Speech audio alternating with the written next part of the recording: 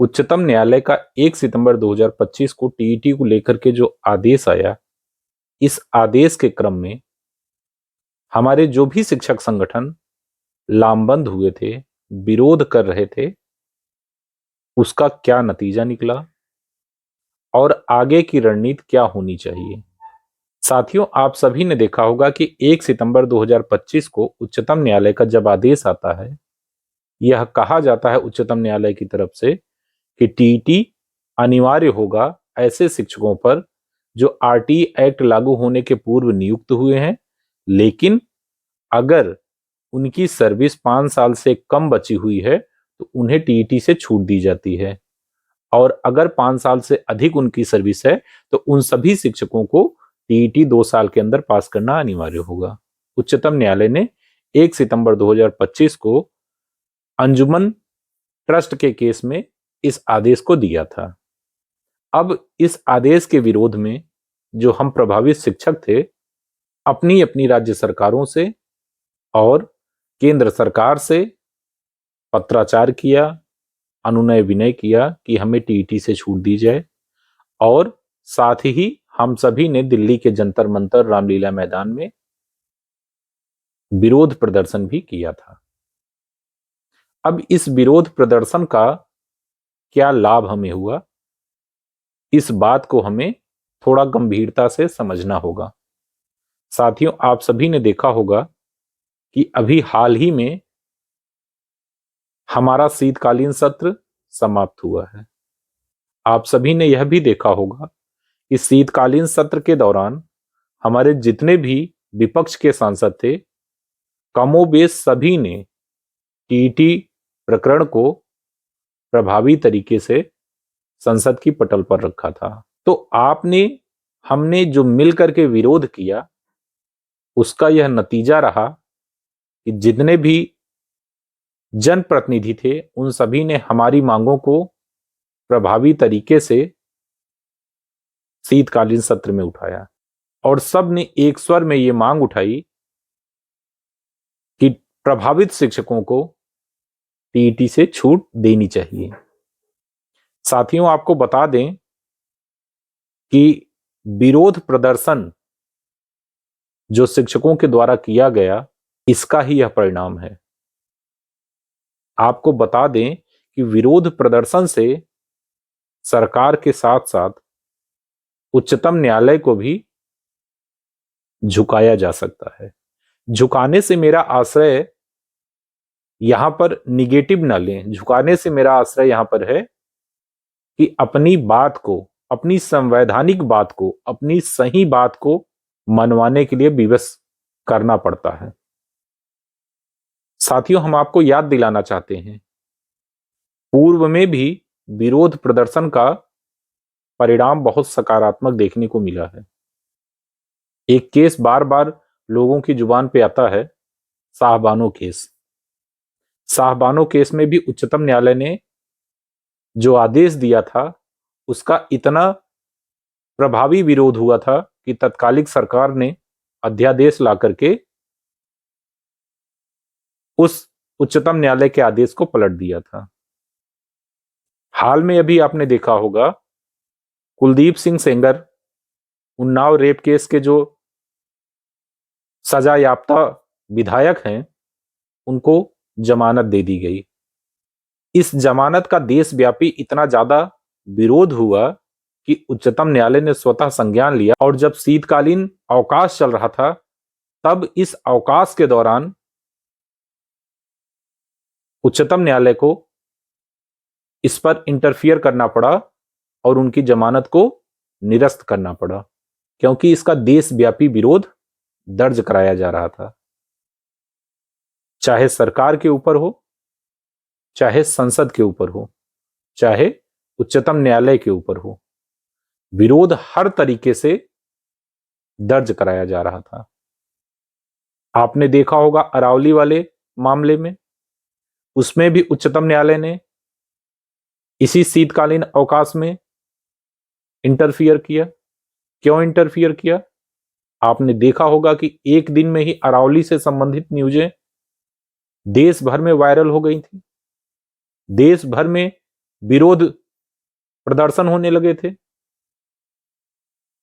ठीक इसी प्रकार से हम शिक्षकों को, हमें और आपको, जो हमारे प्रभावित शिक्षक हैं, आवश्यकता है ऐसे ही विरोध प्रदर्शन की।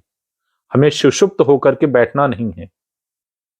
हमें एक विरोध प्रदर्शन करके शांत नहीं होना है। हमें लगातार अपनी आवाज को उठाना है। अब इस विरोध प्रदर्शन को आप विभिन्न माध्यमों से कर सकते हैं। आप दिल्ली के जंतर मंतर पर धरना दे चुके हैं, पुनः भी दे सकते हैं, लेकिन आप इसका जो मनोवैज्ञानिक विरोध करना है, जो सोशल मीडिया का वार करना है, वो आपको आए दिन करना है।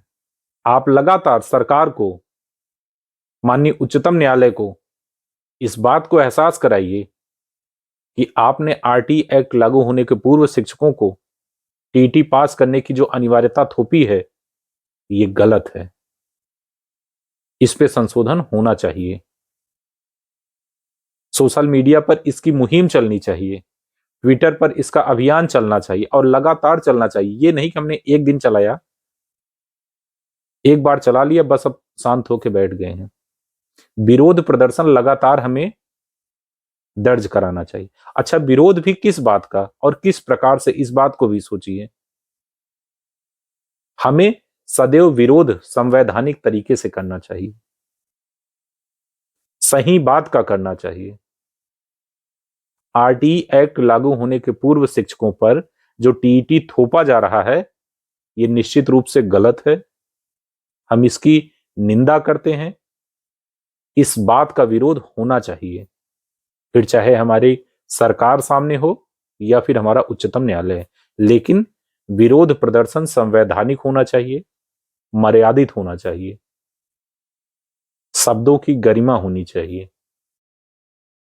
तो हम सभी शिक्षक साथियों को इस बात के लिए कमर कस लेनी है कि हमें लगातार इस आदेश का विरोध करना है। और आपको एक बात और बता दें, अभी जो हमारे प्रभावित शिक्षक हैं, हम सभी ये ना सोचें कि प्रभावित शिक्षक हैं वो अपना विरोध करें, हम क्यों करें। साथियों, अगर आज उनके लिए एक अलग नियम बनाया गया है, उनके मूल विज्ञापन को छेड़ा जा रहा है, तो निश्चित रूप से आप ये मान लीजिए कि कल आपकी भी बारी आएगी, आपके साथ भी एक नया नियम लागू कर दिया जाएगा। इस वजह से हमें विरोध केवल संवैधानिक नीतियों का करना है। हमें विरोध इस बात का करना है, हम किसी परीक्षा से पीछे नहीं हटेंगे, हम किसी परीक्षा का विरोध नहीं कर रहे हैं, लेकिन हमें विरोध इस बात का करना है कि हम जिस मूल विज्ञापन पर नियुक्त हुए हैं, उस मूल विज्ञापन की अहर्ताओं को हमने उस समय पूर्ण किया था, लेकिन वर्तमान समय में उस मूल विज्ञापन की अहर्ताओं के साथ छेड़छाड़ किया जा रहा है, क्योंकि उस मूल विज्ञापन में यह कहीं भी नहीं कहा गया था कि आपको टीईटी पास करना अनिवार्य होगा। और आज हमसे यह कहा जा रहा है 10 साल, 15 साल, 20 साल नौकरी करने के बाद कि आपको टीईटी पास करना अनिवार्य होगा। तो ये सरासर गलत है, अन्यायपूर्ण है। हम सभी शिक्षक साथी, जितने भी हमारे शीर्ष नेतृत्व शिक्षक संगठन हैं, उन सभी से आग्रह करेंगे कि आप सभी लगातार विरोध प्रदर्शन की रणनीतियों को बनाते रहिए, विशाल धरने का आयोजन करिए और विरोध प्रदर्शन इतना प्रभावी तरीके से करना चाहिए कि दिल्ली में बैठे हुए जो भी हमारे महकमे के जिम्मेदार हैं, उन सभी को यह सोचने पर विवश होना पड़े कि 1 सितंबर 2025 को माननीय उच्चतम न्यायालय के द्वारा जो आदेश दिया गया, इसमें संशोधन की आवश्यकता है। आप ये समझ लीजिए कि ये जो विरोध होते हैं, इसका मनोवैज्ञानिक दबाव उच्चतम न्यायालय के जो जज साहब लोग हैं उन पर भी बनता है। जो जज साहब लोग हैं वो भी देखते हैं कि इस मुद्दे का अगर देशव्यापी विरोध हो रहा है, तो कहीं ना कहीं इसमें कोई ऐसा बिंदु जरूर है जो छूट गया है, जो इतने लोगों को प्रभावित कर रहा है। हमें उस पर पुनर्विचार करने की आवश्यकता है और उच्चतम न्यायालय अपने उस आदेश की विवेचना जरूर करता है और जब उसे ऐसा लगता है कि हाँ, निर्णय में कुछ कमियां रह गई हैं, कुछ त्रुटियां रह गई हैं, तो उसमें सुधार अवश्य होता है और सकारात्मक परिणाम निकल करके आता है। तो हम सभी शिक्षक संगठन के पदाधिकारियों से निवेदन करते हैं कि आप सभी विरोध प्रदर्शन की रणनीतियों को बनाइए और लगातार विरोध प्रदर्शन करते रहिए, जिससे बहुत कम समय में हम सभी शिक्षक साथियों को इस घोर निराशा से बाहर निकाला जा सके। साथियों, अभी के वीडियो में सिर्फ इतना ही। मिलते हैं एक नए वीडियो में नई जानकारी के साथ। तब तक जुड़े रहें आप हमारे साथ। बहुत बहुत धन्यवाद।